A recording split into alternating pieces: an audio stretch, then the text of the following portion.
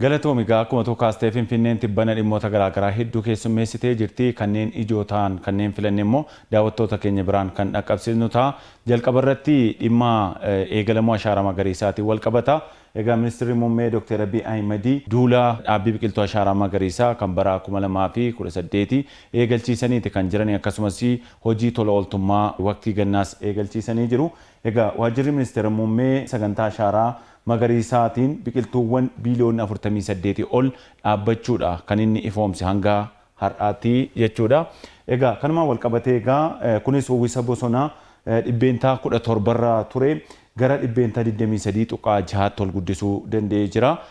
Kana malee carraan hojii namoota miiliyoona 1.2 olii fi dhaabbii biqiltuu ashaaraa magariisaa kana hojii wal qabatee akka uumame waajjirri Ministeera Muummee ibseeti kan jiru jechuudha. Hojiiwwan baroota darban hojjetamaniini jechuudha. Kan biraan kanumaan wal qabatee egaa kantiibaa Adaanech Abeebee dhaabbii biqiltuu ashaaraa magariisaa bara kana egaa biqiltuuni biiliyoonni 8 ni dhaabbatu isa kanas eegalchiisanii jiru.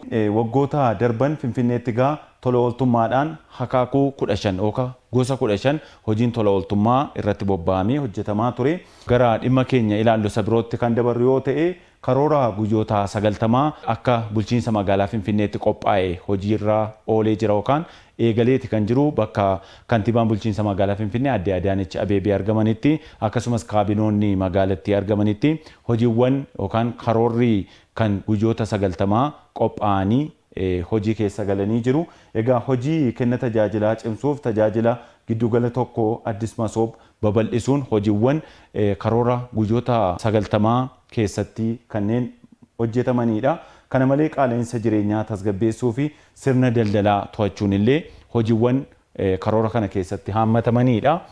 Inni biraanii carraa hojii fi fayyadamummaa dargaggootaa fi dubartootaa mirkaneessuuf guyyoota 90 kana keessatti xiyyeeffannoo addaatti kennamee ni hojjetama jedhameera. Misooma ashaaraa magariisaa qonna magaalaa fi maaddii guutuu irrattis hojiin magaalaa Finfinnee keessatti hojjetamaa jiru cimee itti fufa. Akkasumallee waqtii gannaatti seenaa jirra waan ta'eef dhaabbii biqiltuu ashaaraa magariisaa hojii wal qabatee hojii bal'aan akka hojjetamu karoora guyyaa 90 kana keessatti irratti mari'atamee kallattiin kaa'amee jira. Dhimmi keenya ilaallu inni biraan Finfinneen tibbana maal keessummeessite kan jedhu keessaa misooma koriidarii gooroo hanga marfata koyyee facceetti hojjetamuudha. Maal fa'aa of keessaa qaba hojii misooma koriidarii eegalame kan jedhu yoo ilaalle dheerina daandii kiiloomeetira 10.5dha kan inni uwwisu. Kan biraan egaa bal'ina daandichaa meetira 70 sarara konkolaataa al tokkotti konkolaataa 8 wal faana keessummeessuu danda'uun hojjetama. Inni biraan magariisummaa waliin illee meetira 124 kan bal'atu ta'a jechuudha. Giddugaloota gabaa yookaan moolii garaagaraa ni ijaaramu hojii misooma koriidarii kanaanii qulqullinaa fi ariitiidhaan akka xumuramuufis xiyyeeffannoo addaatiin akka hojjetamuuf kantiibaan bulchiinsa magaalaa Finfinnee Aadde Adaanech Abeebee kallattii kaa'anii jiru.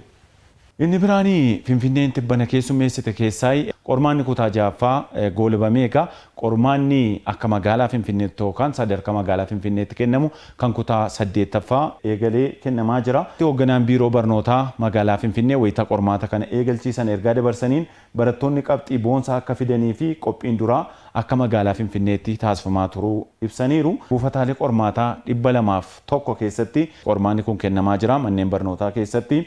Barattoonni 86 ol qormaata kana irratti hirmaataa jiru yookaan qormaata kutaa 8ffaa kana fudhachuu irratti kan argamani. Kabajamtoota daawwattoota keenyaa Finfinneen tibbana dhimmoota garaagaraa hedduu keessummeessite isaan keessaa kanneen jajjaboo ta'an filannee kan isin biraan dhaqqabsiisne kana fakkaata waan nu daawwattaniif guddaa galatooma.